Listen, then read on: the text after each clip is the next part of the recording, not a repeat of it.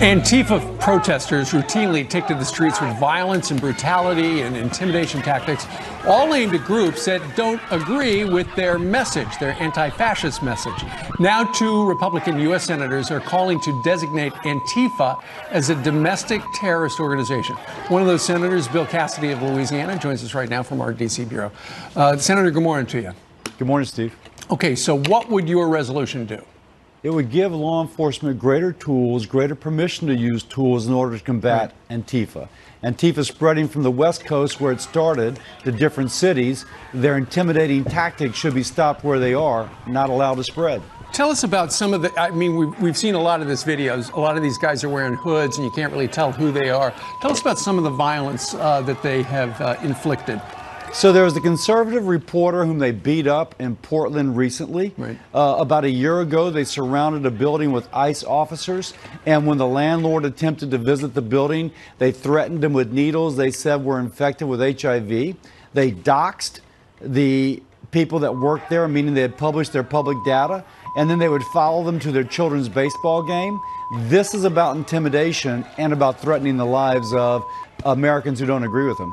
So what you would do is you would label them a domestic terror organization, right? What does that mean exactly? It means that law enforcement has more tools by which to go after their network. And if you will, to anticipate what they're going to do next, as opposed to reacting. Let me point out, the Portland mayor told the police to stand down both a year ago and most recently. And in the meantime, reporters are getting beaten up, lives threatened. We need politicians, if you will, to show courage, not cowardice. We need to step forward and stop this before it spreads further. Well, why would the Portland mayor tell the police to stand down? I can't speak for the fellow, but why do you clearly, think? Well, one, he's very liberal. And so somehow, I think he thinks it's liberal to allow conservatives to get beaten up.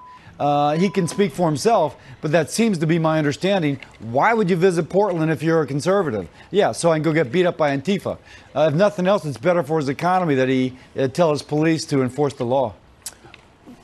I would imagine you would have bipartisan support on this in the U.S. Senate. Am I right about that? So far, it's crickets on the other side. Really? Yeah, crickets. And I don't know if there's solidarity with a group like this. I would hope not. But so far, nobody else. The resolution also calls out against white supremacist violence as well, correct? Absolutely. This sort of violence should not be tolerated on the right or the left. It is about allowing Americans their Bill of Rights, freedom of speech, freedom of association, without being assaulted by anarchists. All right. Well, let's see what happens in the Senate and then the Congress and whatnot. Senator Bill Cassidy from the great state of Louisiana. Sir, thank you very much. Thank you, Steve.